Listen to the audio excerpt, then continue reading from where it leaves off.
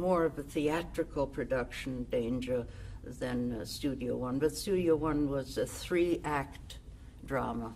Can you elaborate a little bit on what you just said about Sidney Lumet making it more like an opening? You mean Well, the excitement about it? Sidney is so in love with his work and has such passion for what he's doing that it translates into everything he does. He's such a gifted man, but he has this love for what he's doing. And whenever you have a director that is madly in love with what he's doing, even if the material may be mediocre, just doing it is passionate for him. Actors respond to it.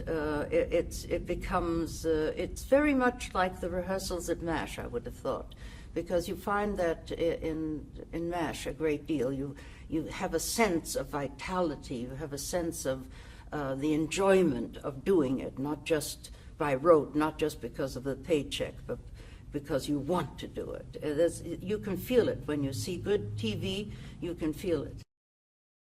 Associated with Studio One is Worthington Minor, Tony Minor. Yes. What were your impressions of him and working with him? He was a very good producer. He was able to ruffle, smooth ruffled feathers. He was able to keep the admin out of changing dialogue when they wanted to. There was wonderful one it was a Philco, I think, that I was doing with Rod Sterling.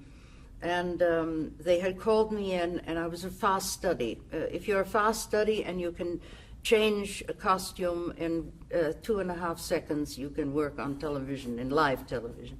And I came in, and there was a Madison Avenue gentleman there, and there was a line that had the word lucky in the line. And he said to me, "Oh no, you have to take out the word lucky, because Chesterfield is sponsoring this show." Does it suggest Lucky Strike? This is live television, early live television, where the ads were extremely important because they paid for all that.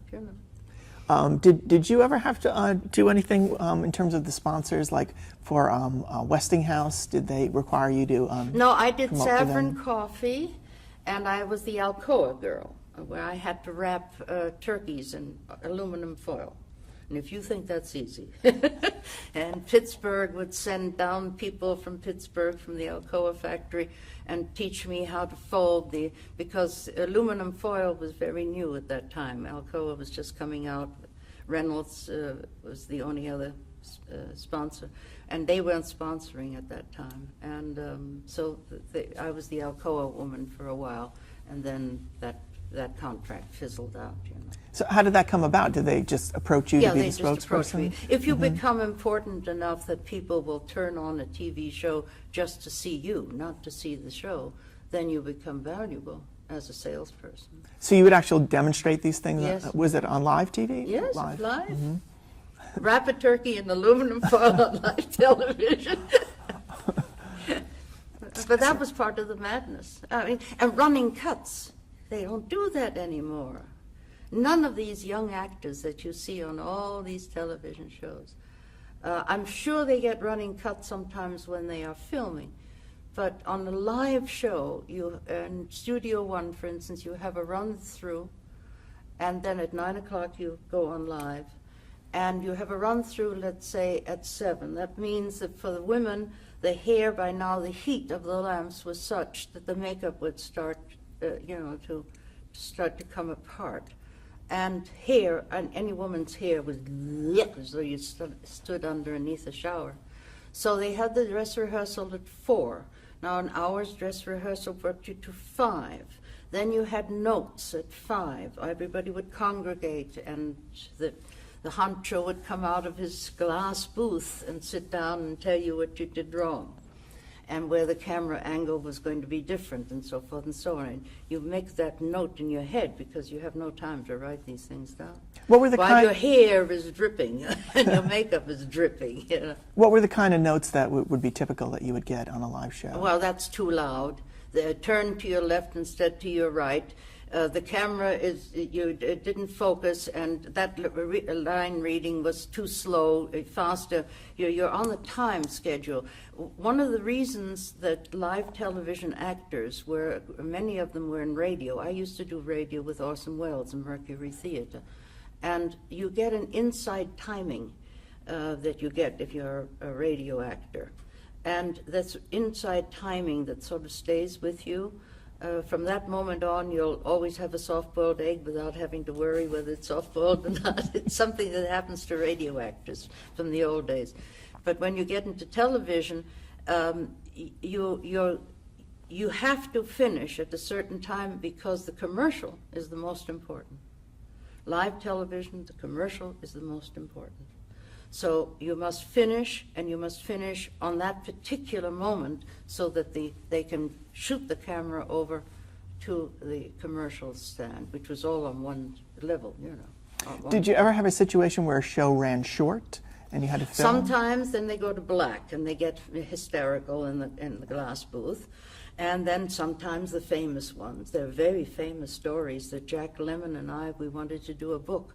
And even Sidney, we were going to ask Sidney Lumet to come in on it, to do a book of all the crazy things that happened. There's, you know, every actor in the world has nightmares.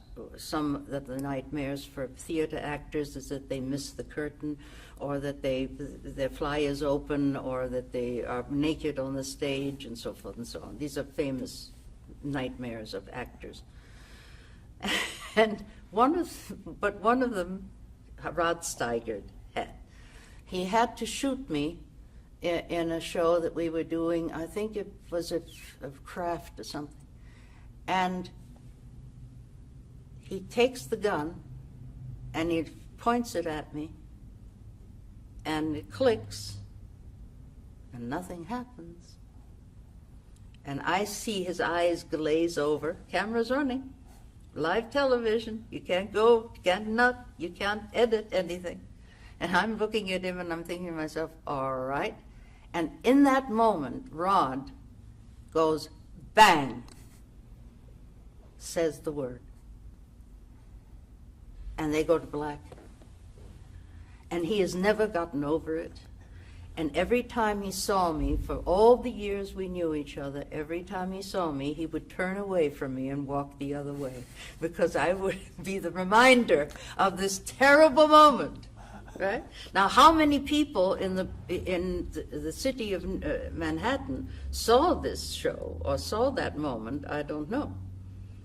But it was such a disgrace for him that a great actor like Rod Steiger would say bang, like a child of 5. How did you react? Did you? Well, I fell. I fell.